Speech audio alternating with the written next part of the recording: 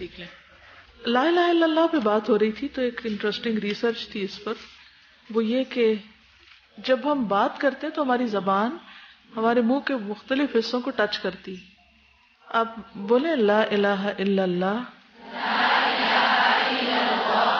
زبان کہاں ٹچ کی؟ لا الہ الا اللہ. ایک ہی جگہ کو کتنی بار؟ 4 دفعہ.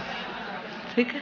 تو یہ ایریا جو ہے اس کے اندر کچھ یعنی کہ بہت حساس قسم کے ریسپٹرز ہیں.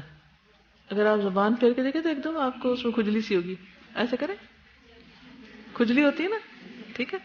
اب جب ہماری زبان 100 دفعہ مثلا پڑھو 400 دفعہ اسی ایریا کو ٹچ کر رہی ہے تو یہاں سٹیمولیٹ بھی ہے. یہ اصل علم تو اللہ ہی کے پاس ہے کہ وہ جا کے کس ایریا کو سٹیمولیٹ کرتا ہے اور وہ سٹیمولیشن ہمارے کس کس حصے کے جسم کو فائدہ دیتی ہے، روحانی طور پر، جسمانی طور پر.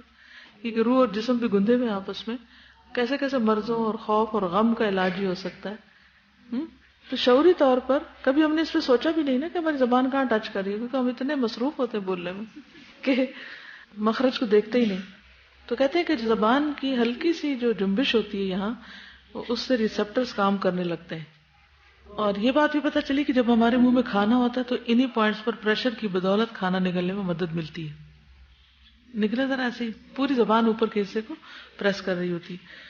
تو کہتے ہیں کہ لفظ اللہ بولنے پر زبان کی نوک اوپر کے دانتوں کے پیچھے والے حصے میں تالو سے ہلکا سا ٹچ کرتی، جو کہ یہاں جھلی کے نیچے پائے جانے والے ریسپٹرز کو سٹیمولیٹ کرتی.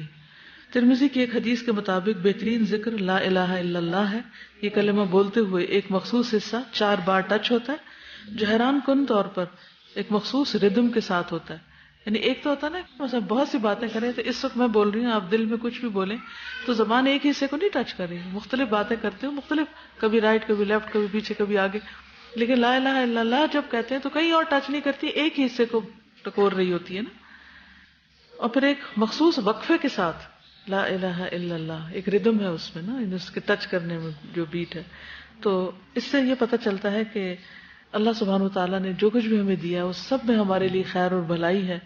وہ ہم نہیں جانتے، ہم جاہل ہیں، لیکن اس میں خیر ہی خیر ہے. تو ہمارا کام کیا ہے کہ جو ہمیں قرآن و سنت سے رہنمائی ملے اسے خوش دلی سے قبول کر کے وہ کرنا شروع کر دیں. اگر لا الہ الا اللہ بہترین ذکر ہے تو دن میں کتنی دفعہ کم از کم پڑھ لینا چاہیے؟ کم سے کم تو 100 دفعہ پڑھیں. لیکن ہم غافل ہوتے ہیں، ہم نہیں پڑھتے. تو ہو سکتا ہے ہماری بہت سی بد اخلاقیوں اور خرابیوں کی اصلاح اسی ذکر کی بدولت ہو جائے. تو جب ہم ذکر سے غافل ہوتے ہیں تو شیطان مسلط ہو جاتا ہے. من یعش عن ذکر الرحمن نقیض له شیطانا فهو له قرین. اور جب شیطان ساتھی بن جاتا ہے تو پھر اس کی کیا خرابیاں ہوتی ہیں؟ ان گنت. وہ آپ کو ہر برا کام سے جاتا ہے. لا الہ الا اللہ ایسا ذکر ہے جو مخفی طور پہ بھی آپ کر سکتے ہیں. مثلا آپ ایسے مسکرا رہے ہیں اور اندر اندر پڑھیں لا الہ الا اللہ. سب پڑھیں. کیا آپ کو پتہ چل رہا ہے میں پڑھ رہی ہوں؟ منہ بند کرنے کی بھی ضرورت پیش نہیں آتی اور آپ کی صرف زبان ہلتی رہے. اور اتنا آسان کلمہ نا کہ مرتے وقت اگر جان یہاں سے بھی نکل رہی ہے نا آخر میں تو صرف آپ زبان ہلا سکتے ہیں تو لا الہ الا اللہ پڑھ سکتے ہیں آخری وقت.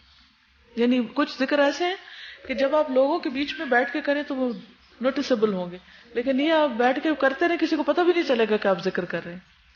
کچھ سوالات پچھلے